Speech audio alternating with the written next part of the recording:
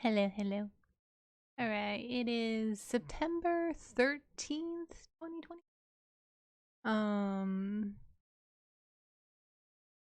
Today I woke up with a headache. Last night I had a mild seizure, uh, where like my left side of my face was numb and then my fingers were numb, but I didn't go on into like a full like blackout seizure. It was just, I felt it.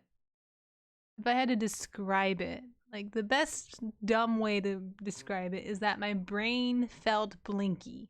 Like it's just like I could feel it feels like it's firing off. Like, and I don't like it and I don't want to move. Face felt numb, and then like I knew that if I like it's like having it's similar to a seizure aura, where it's like, you shouldn't move around because you're not like stable. So, all I had to do was like stay still and lay down and just, take deep breaths, and I was fine. And I took some CBD, and that really helped. CBD with the Delta 10 or whatever has actual a little bit of THC, so it just really chills you out. I need to get more of those. Yeah. So the other thing is like that mild seizure last night was severe enough that it was affecting my speech. Like I couldn't speak properly because like my left side of my face was numb, so like my mouth wasn't moving as accurately. So like I was talking to my boyfriend while trying to chill out, and he asked me something, and I responded, but it was like it's like so that happens occasionally. Um, the headaches aren't that bad, but having those occasional moments, it's not like a full-on seizure, but it's technically a seizure. Uh, is not good to have, right? But that happens. What else is there?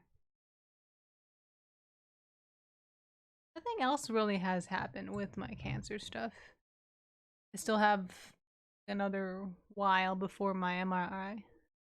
I've been saying that for like the past few videos, but like time moves slowly almost. Because my MRI is on the 21st, I think. Today's the 13th. Just every week.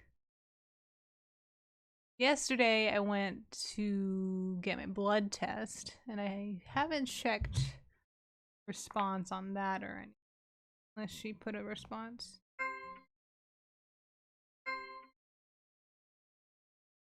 I don't think I got a response about my blood test. I am concerned with my how do I describe it? So, as I think I explained, lomustine does affect your bone marrow, so it does affect blood count, increase your chance of leukemia. But lately, I've been having like bone pain and muscle soreness. In general, like everything is just feels sore on the inside, right? And I'm trying to like re-exercise my muscles and eat more protein, increase my vitamin D3 intake, because D3 helps with bone marrow and stuff like that, and bones in general. I think might just be bones in general because there's too much information. Vitamin D3 helps you absorb calcium so that your body doesn't like absorb the calcium from your bones. I probably need more calcium and D3 overall. I take supplements every day, but just I don't know. Oh, and the other thing is the moment I got the mild seizure last night was after I ate dinner. And the dinner was slightly had a slight amount of carbs because I made a mapo tofu. which is like, you know, the tofu with beef and like sauce, spicy sauce. Really good. But gochujang is the seasoning, like soybean paste thing that's spicy that you put in to make it, and that contains sugar. So I don't know if my seizure is correlated to consuming sugar, because usually I'm like 100% like no sugar. So I did have some sugar last night. Not, I don't think it's enough to kick me out of ketosis, but it was a very small amount. And tofu is relatively low carb, but it does have some carb and protein in it, and protein does affect keto. But yeah, I don't know. It's like it's more of like a this testing. If does eating while on a nutritional keto affect how your seizures feel? I guess the question goes out to other people with brain cancer or epilepsy. It's like, if you're doing nutritional keto to, subdue those symptoms, does eating affect it, right? So last night, eating the mapo tofu did, I think, cause me to have a seizure. Either that or it was just built up. I don't know what triggers it exactly, because I wasn't watching anything excessively flashy to like trigger a seizure. I wasn't doing anything in particular, but it came after I finished eating, and I was relaxing. So, and I had already taken Keppra, but I don't know if the Keppra was like working. Maybe that could be a thing too. Like my timing of Keppra might be affecting my seizures. Because I take about what 2,000 milligrams uh twice daily, so once in the morning, once at night. So I need the Keppra in my system to keep me from having a seizure, because seizures will damage your nerves and then make my neuropathy worse. Even though like I'm finally like starting to be happy with how my like arms are moving, they're still not precise and they're still like funky. But I don't want it to get worse. I don't want my right side to get funky. I don't want it to spread. It's, having a right hand at least is a source of optimism. I don't want to lose my right hand movement and like sensation. I can get away with losing my left hand's sensation, not my right hand. Anyways, other things that I've been struggling with, I guess.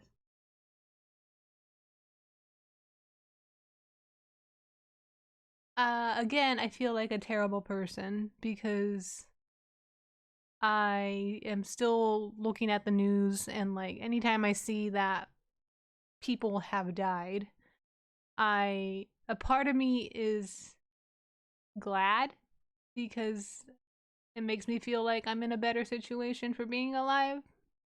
It's like a terrible mindset, but and I'm actually trying, it's actually starting to go down a bit, because a lot of people have died since last week, I think.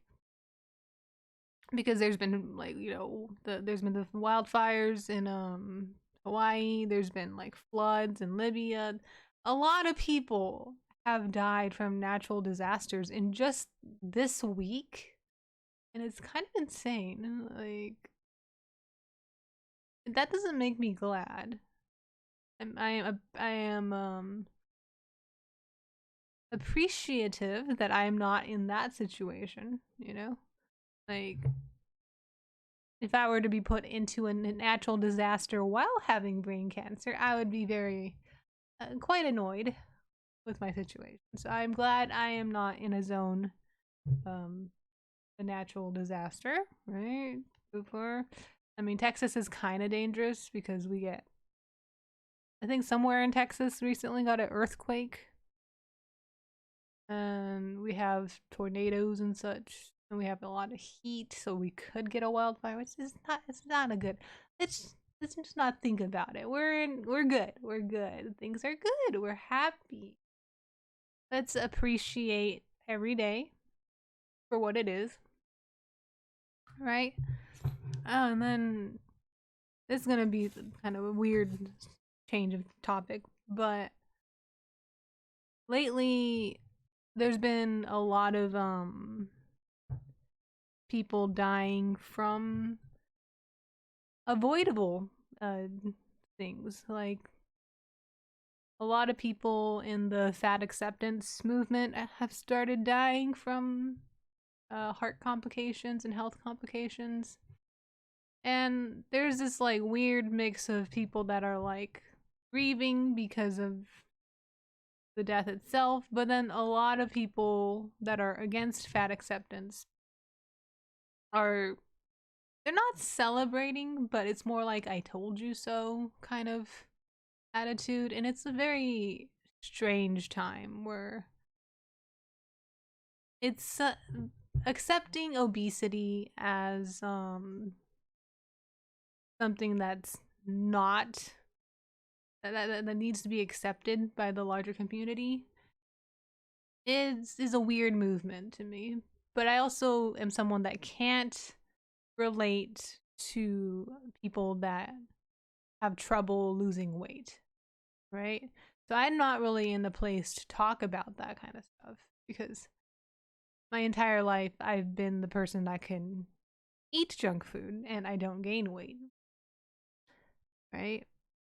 Not to brag, but the heaviest I've ever been was about 140, I think. And that was on steroids during COVID. And that was the only reason I plumped up. Like, and people were like, "Oh, you look so healthy now." And it's just like, well, yeah, thanks, but I'm on chemo and radiation, so I feel like shit. But I was fat. So it's like great. And then now I'm on nutritional keto, so it's like it's impossible to gain weight now. Even if I want to, because I go to the doctor and they weigh me and I'm like, they look at my chart and they're like, when you first came in here, you were 140. Now you are fluctuating between 120 to 118. And it's just like, yeah, it's normal for me. Technically, I don't stay the way. Anyway, my point is, I can't relate to people that have trouble losing weight, right? Because I understand that some people, they just literally can't. In the same way that I can't gain weight, some people just can't lose weight. And I think that's something that needs to be addressed because there is a genetic component. But the problem is, I think, when people are pushing the fat acceptance movement, they're going at it in a bad direction because they're trying to ignore science. And science says, you know, obesity will eventually kill you, right? Because not even like the fat itself, it is your diet. Because just that's why the reason I'm doing keto is that the sugar and the carbs are what causes the heart disease and the cancer and all that. It's not the fat. Not being fat, it's that the fact that you eat such unhealthy food that causes the disease. So that's why I may be skinny, but I still get brain cancer. But now I'm on keto, so I'm lower risk for like heart disease and stuff like that, at least. Right? And I guess I'm kind of not really having a point. It's that we're at a weird moment where I think we're talking about different subjects, and eventually we're going to get to a plateau of understanding. Because right now it's been, people are like, no, obesity is unhealthy, and then the other people are like, you should love yourself and enjoy life to its fullest despite the consequences. And I'm like, okay, if you as a person are okay with dying of your obesity and you still think you are beautiful and everything, that's fine, actually. If you just have to understand the consequences and not not dismiss the consequences. Like, don't tell people that obesity is healthy. If the movement's idea was, YOLO, you only live once, eat what you want, get fat and die. If that's the mindset that you're going for, that's perfectly fine. That's your thing. It's your money, that's your life, that is your choice. I am completely fine with what you are doing, you know? The problem is when that movement and mentality negate the consequences of what you are doing, uh, then people die. And that's why a lot of fat influencers are starting to die of their um, their body, basically, because of that mentality that it's fine.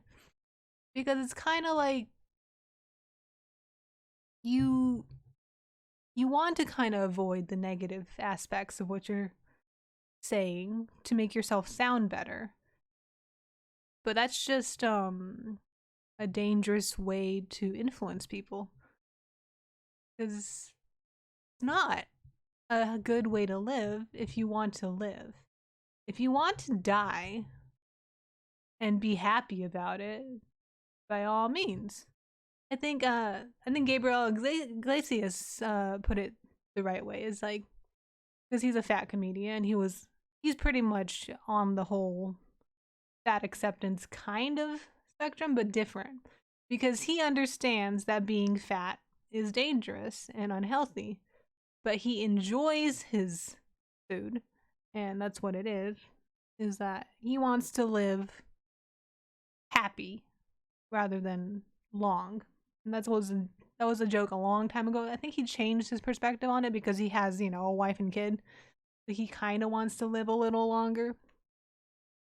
So it's really depending on your circumstance of what it is. If you want to live a long life, you can't be in the fat acceptance movement. If you plan on dying at a young age and you're fine with it, you can do whatever you want. Because it kind of frustrates me when I see stuff like that, of like all these young women that are pushing the idea that it's okay to eat all you want and everything, and then complain when the doctor doesn't really treat you well because you're fat. It's because there is facts to it that, but then again, there is a both side to it. Doctors don't know everything about nutrition because they were taught a certain way, and so what they're dictating may not actually apply to some people. Just like how a doctor won't push a ketogenic diet to me, generally, but it does work for the most part. I am testing it myself, and I am gonna be the guinea pig, right? Let's see how long I keep going on the keto diet, right? It's the flip of a coin. We don't know what's gonna happen.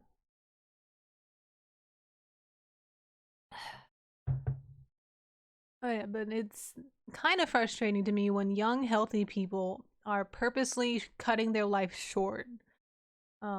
Because I wish I had that option, but I mean, I guess if I just start eating carbs all I want, like if I could eat chicken Alfredo and like cheese pizza. I know I love my favorite pizza is chicken and spinach Alfredo pizza. Like I just love Alfredo. So I would eat chicken Alfredo pasta, chicken Alfredo pizza, eat a lot of Japanese food with rice, so much, and I'll eat that every day, and I'll probably die of a seizure. But if that's the way I go out, I guess that's the way I go out. No, it's like I could do that, so I guess I technically can't be jealous of these fat women that are eating themselves to death, because I am able to do that if I want to. It's just I would have a long-term consequence, a short-term consequence, because I would just die immediately, probably. If the keto diet is what's working. Ah, my nose. Seriously, I've just been having sniffles this entire time. Not sure how to deal with it. Might need to ask my doctor.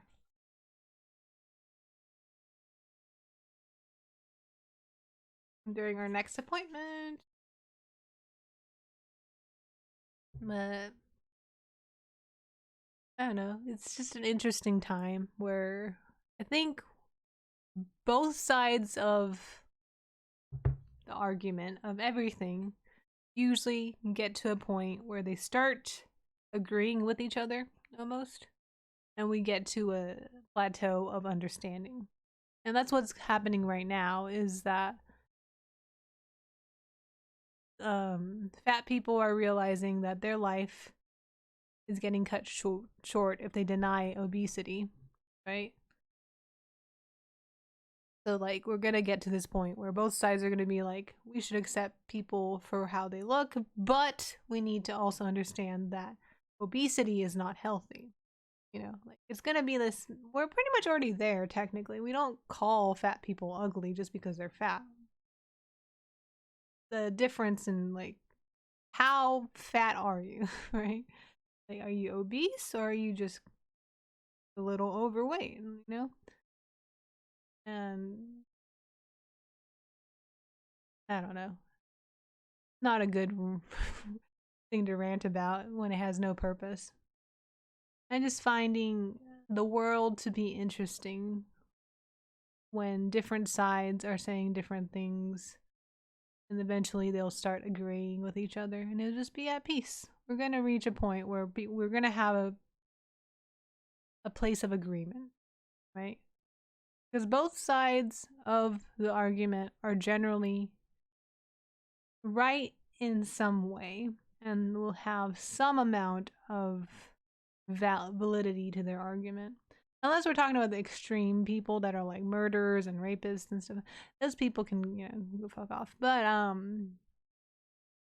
most people, I think, are generally good and have good intentions and do things that would benefit society. That's what I want to believe. Uh, that is the hope that the majority of humanity wants to benefit humanity and not bring it down. There are a lot of bad people out there, though, so it's hard to believe that sometimes.